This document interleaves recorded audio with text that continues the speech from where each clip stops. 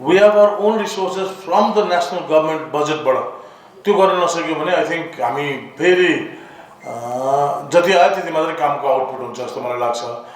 र ultimately there should be someone exactly looking after it from the central level भने जस्तो लाग्छ क्या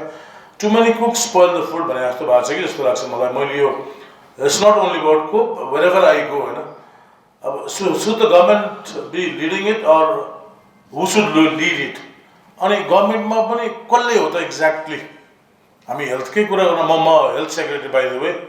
म डाक्टर oshanPokhrel म हेल्थ सेक्रेटरी हुँ हैन मलाई हेल्थको बारेमा अन्य साथीले भन्नुभयो भने वेयर एम आई बुझ्नु पनि हैन कुरा and ultimately when you talk about the environment definitely the environment is affected by the climate change but the people living out there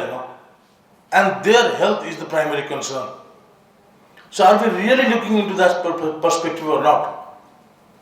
भने जस्तो चाहिँ मलाई लाग्छ है मैले अस्तिकै नै घटनाको उदाहरण अघि म यहाँ दिँदै थिएँ मनाङको घटनाको हामीले एउटा गाउँ बगेको देख्यौँ गाउँ त हामीले अर्को बनाउँला but what about the mental stress trauma torture that the people living in that particular area will face over a period of time. So not only health, the population and the migration part, unless and until we think about it, I think we will be lost. मलाई चाहिँ त्यति भन्न मन लागेको थियो मैले मान्य मन्त्रीको समय लिएर यो राख्नु भयो चाहिँ अब हामीले हेर्दाखेरि हेल्थको पर्सपेक्टिभमा नहेर्ने हो भने र जनताको पर्सपेक्टिभमा पपुलेसनको पर्सपेक्टिभमा नहेर्ने हो भने I think talks will be there will have lot of big meetings out here but unfortunately the outcome or the main implementation will be lacking the main implementation and unfortunately after a period of time we will not have anything to show about it.